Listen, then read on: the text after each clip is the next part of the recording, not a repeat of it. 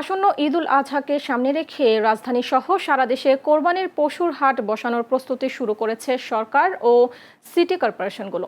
এবার রাজধানীতে ২৭টি সহ সারা দেশে ৩,৬০০টির বেশি পশুর হাট বসবে বলে জানিয়েছে সংশ্লিষ্টরা। ইতিমধ্যে বিভিন্ন হাটে অবকাঠামোগত প্রস্তুতি ও ব্যবস্থাপনার কাজ শুরু করেছে ইজারাদাররা। এদিকে কোরবানির পশুর পর্যাপ্ত মজুদ থাকায় এবার পশু সংকটের কোনো আশঙ্কা নেই। খুলনা বিভাগীয় প্রাণী সম্পদ দপ্তরের তথ্য অনুযায়ী খুলনা মহানগর ও জেলায় প্রায় ৪ লক্ষাধিক গরু এবং ৯ লক্ষাধিক ছাগল সহ কোরবানির পশু প্রস্তুত রয়েছে, যা স্থানীয় চাহিদার চেয়ে বেশি। এছাড়া সীমান্ত দিয়ে অবৈধভাবে কোরবানির পশুর অনুপ্রবেশ ঠেকাতে কঠোর অবস্থানের কথা জানিয়েছে সরকার। এদিকে শেষ মুহূর্তের প্রস্তুতিতে ব্যস্ত সময় পার করছেন দেশের খামারিরা।